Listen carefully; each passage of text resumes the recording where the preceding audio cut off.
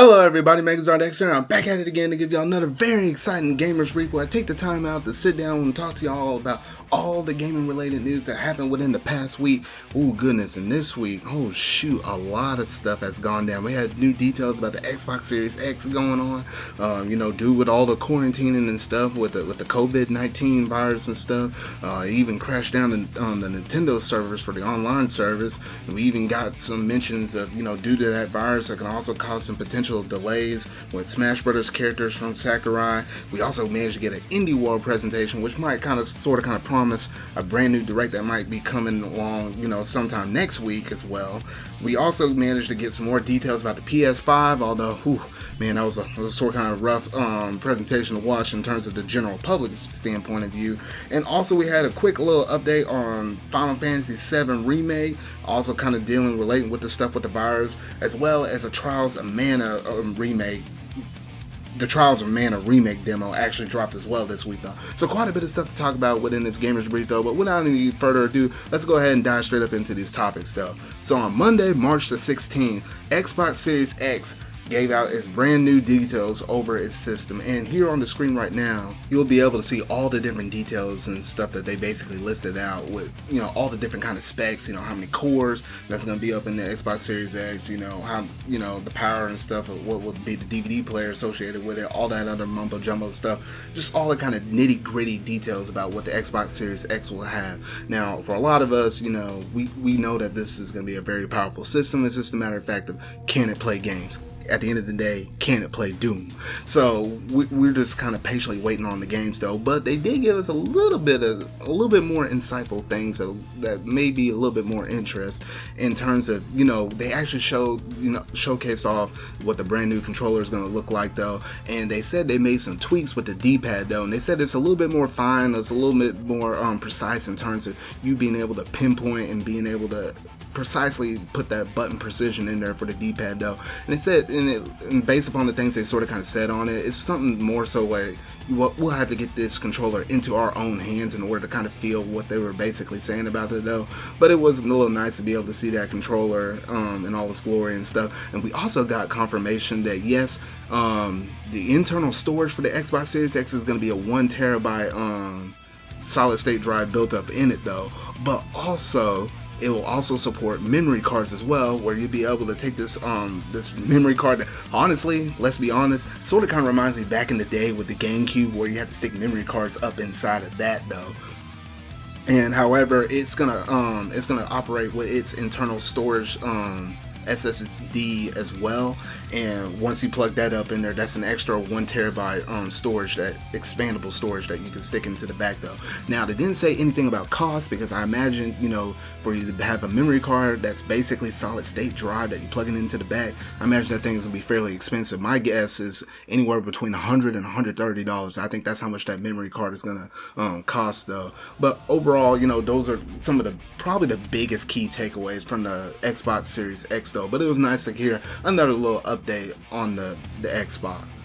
Now on Tuesday, March the 17th, there was a few things that kind of dropped out on that day, but starting off first, we got news reports that yes, the Nintendo Switch online service actually managed to crash. Now this happened like really late in the night. It might have been closer around midnight-ish that night, Central Standard Time, and it lasted for like several hours. I think it was like up to like 5 or 6 hours that the eShop went down and you couldn't play no games or nothing like that though. And this is probably all due to the fact that with the coronavirus being out and about, it's causing more people to stay home, and more people are playing games as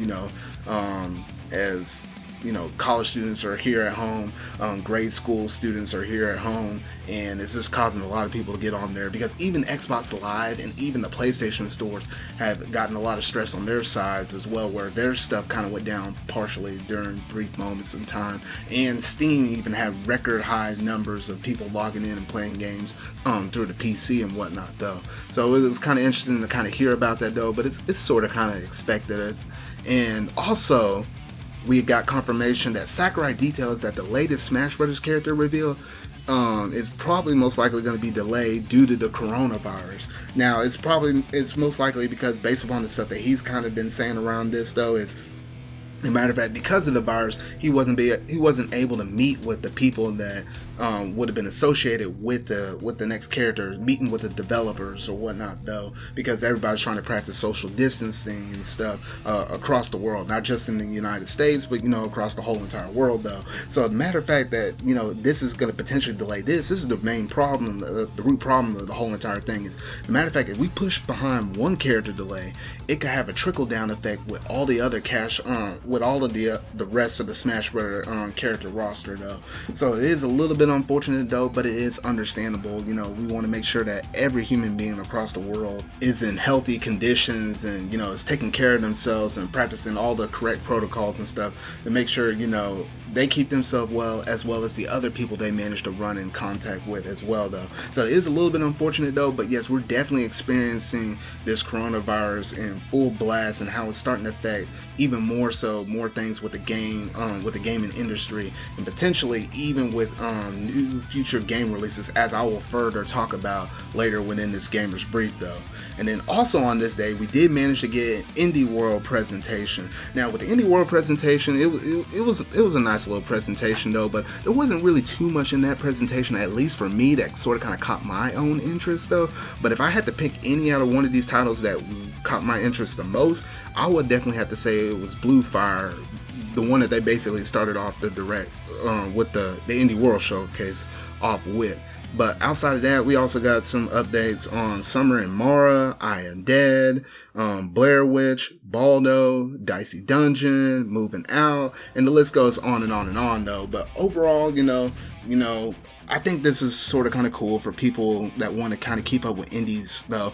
And also, a quick little note to add, they did launch an official Twitter site for the Indie Worlds, so that way you can kind of keep more updated with the different indies that are coming out. So I think that's hugely beneficial, because there's a lot of indie games that will get released at an Indie World or what used to be an Indies Direct, and we didn't hear any updates about them like for long periods of time or whatever, though. But I'm finally glad they have something like this kind of set up, at least on Twitter or whatever, though, so that way you can sort of kind of keep in with the loop of what other things or whatever future updates might have came out for these indie games, though. So just keep all of that in mind, and I'll probably leave a link down in the description box below to that Indie World Twitter account if you want to follow them to keep up with these different indie games.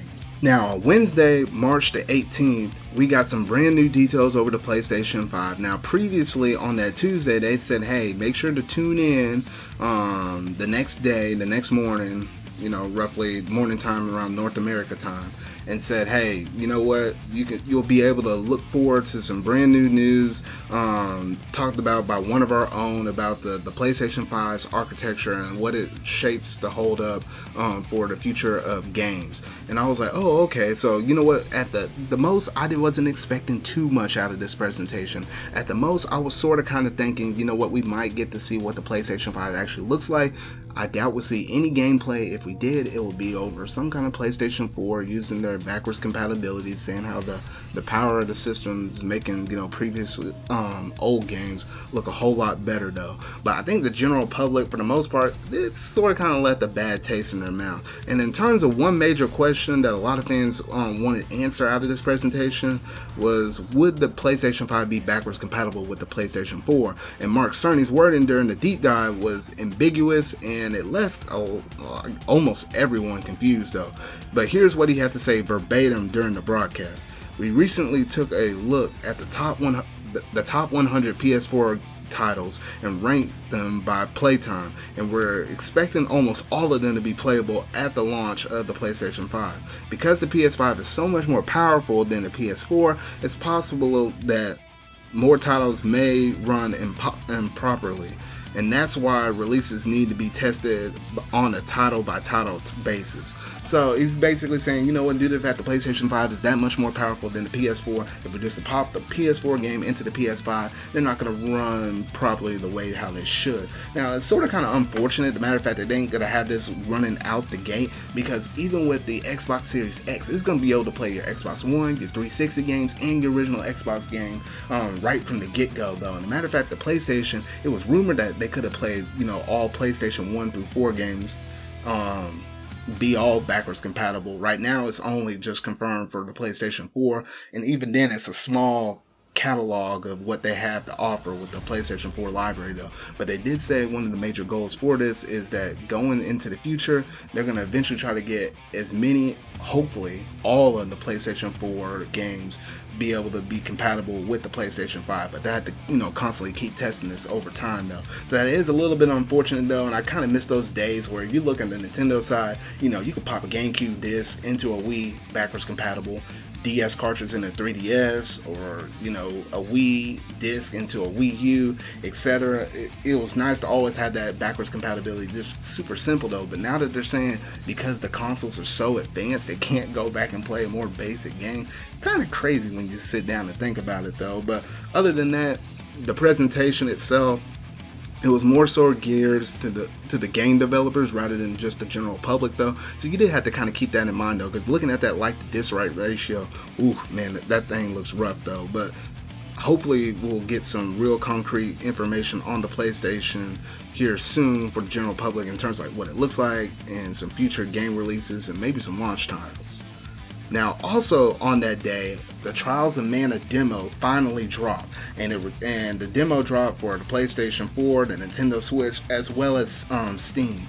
Now, for me personally, I've been dabbling with it on the Nintendo Switch, and this game, it features 6 different heroes, and there's a lot of replayability with this game because you can go through and play with it as you can choose whichever main character you want out of these six different characters. So there's Duran, Hawkeye, Reese, Angela, Kevin, and Charlotte. All 6 of those characters, you'll be able to choose one of those as your main character, and then you'll be able to have 2 of them as companions to help assist you on your journey though. And me personally, I started off with Duran, and I had the 2 best girls in my opinion, Reese and Angela, be my 2 companions though. You can choose it whichever way that you so see fit though. But the good thing about this demo is the matter of fact that you'll be able to use your save data from the demo and carry that over into the full version. So that is pretty much what I will be doing in terms of me playing the demo, and if I like it enough, I'll most likely will get the game and use that save kit or use the save data and carry it over into the main game though. At least Square Enix has been good about this, because you were even able to do that with Dragon Quest XI-S, and I was able to get a huge head start up in that by like a handful of hours going into the full game itself though. So that's one thing I really do like with Square Enix and the way how they've been operating these demos though. But yeah, if you hadn't already and you have a Switch, PlayStation 4, or even a Steam account, go ahead and check out that Trials of Mana game, because from everything I've been playing for this game so far though, man, it looks really cool. Really like that combat though too. Now also on this day, we did get an update for Final Fantasy VII Remake, and honestly, if you were to just read this little first statement, man, it sent some goosebumps down a lot of people's backs because they got scared for a moment though. But this is what they basically had to say. So due to the extraordinary circumstances the world is facing with the COVID-19 pandemic, we want to update you on how this will impact the forthcoming release of the Final Fantasy VII Remake. Our priority is the well-being and safety of our fans and customers, taking into account regional government and World Health Organization advice. The worldwide release of Final Fantasy VII Remake on April 10th will go ahead. Whew! However, with the unforeseeable changes in the distribution and retail landscape, which varies across countries, it is increasingly likely that some of you will not be able to get a hold of your copy of the game on the release date. We are monitoring the situation on a daily basis and working with our partners and retailers and Square Enix teams across Europe and the Americas to do everything we can to ensure as many of you as possible can play the game on April 10th. We want to keep you updated ahead of the release and intend to post again this Friday, March 20th, with any other further news, so please stay tuned to our official channels. For any questions regarding the release, please contact our Square Enix store customer service teams or your relevant retailer for more information on availability in your region.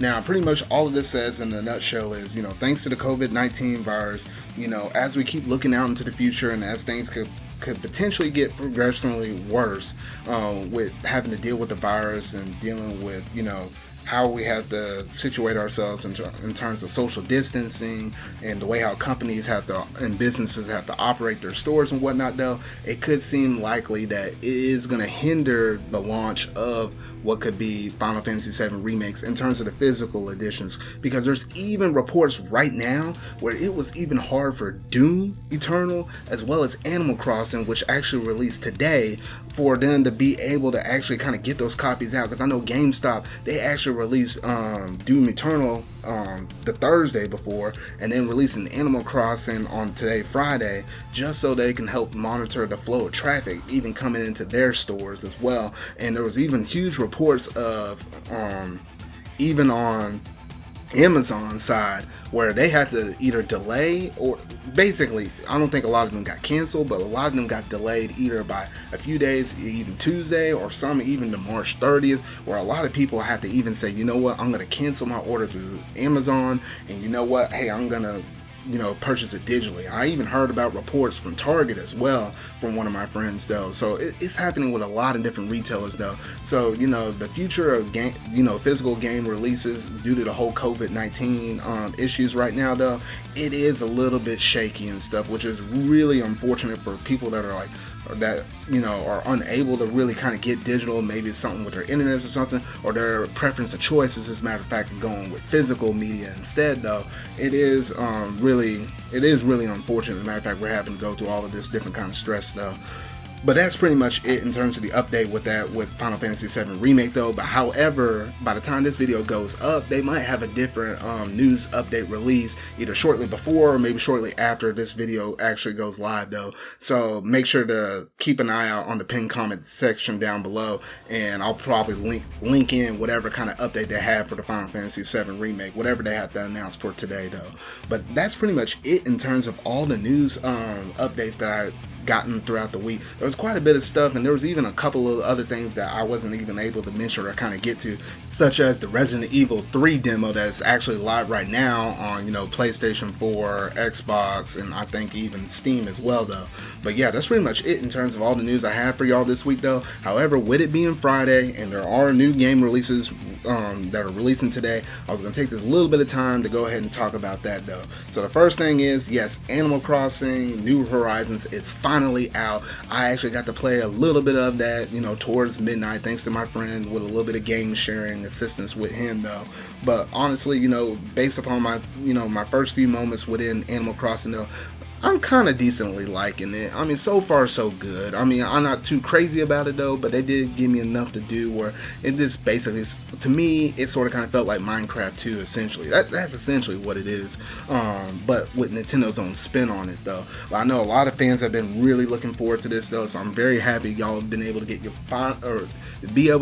first HD version of a mainline Animal Crossing game since, the Nintendo 3DS, so I'm really excited for all of y'all fans that been wanting this game now, and now it is. So you're able to either download it digitally or hopefully be able to walk into your retailers and be able to pick up that game, though. And then also today, Doom Eternal also launches today as well. Some of y'all might have been able to pick it up earlier on that Thursday with GameStop selling them a little bit early, though. But yes, that game is out right now. Oh gosh, from the previews and stuff that I've been seeing from that game, man, that game has been looking super clean, though. And I've been really enjoying the kind of crossover between Doom and Animal Crossing and stuff like that, though. And even both team of developers on both sides sort of kind of like, this kind of fan-made crossover that a lot of fans have been kind of tying in both of these two, though. But the memes and stuff have been really enjoyable, though. But yes, if you're a Doom fan, you also have that to look forward to as well, though. And then also one last thing is Doom 64 is also now available for pretty much every type of console, where you're on PC, you're on the Switch, you're on the Xbox or the PlayStation 4. Now, if you pre-order Doom Eternal, this game would have been like a pre-order bonus, so you would have got it for free. However, if you didn't, it's kind of a little bit unfortunate, though. But thankfully, the game is only $5, so you'll be able to go to whatever kind of digital thing you want whether it be the eShop, the PlayStation Store, or the Microsoft Store, you'll be able to download this game or Steam and be able to get this game for $5 though. That's what I'm going to be doing though, and I'm going to be tearing up a little bit within Doom 64 hopefully this weekend, as well as a little bit of Animal Crossing. I'll be flipping back and forth between the two of them though. It is unfortunate that yes, the Switch version of Doom Eternal is delayed, but that gives Panic Button a little bit more time to kind of work on it though. But you can look forward to Doom 64 as well, and you should be able to download it right now. But that about does it in terms of everything I had to present within this Gamers Brief for this week though. But let me know down in the comment section down below, what all do you think about this, and do you really think that, what do you think about the Indies Direct? Did you think that it was really good, or you just kind of felt neutral about it like me? What do you think about the new Xbox Series X details with them having memory cards now, as well as, you know, making some, you know, little tweaks with the D-pad though? What do you think about, you know, potential DLC characters with Sakurai saying, you know what, due to the COVID-19 virus, that could delay that? And also, speaking along with that virus, the matter of fact that it can be affecting future game releases such as Final Fantasy VII Remake, and who knows how many other game releases as we kind of progress along in the future though. And then let me know what all did you think about the PlayStation, and the matter of fact that it's sort of kind of sorry kind of performance, sort of kind of misled, because that was really for GDC and they kind of left it available for the gamers to be able to tune in as well though. So what all did you think about that conference as well though? But let me know all your thoughts about everything that happened within this past week down in the comment section down below. So remember y'all, until whatever video I make next, this is Megazard X signing out for this week's Gamers Brief.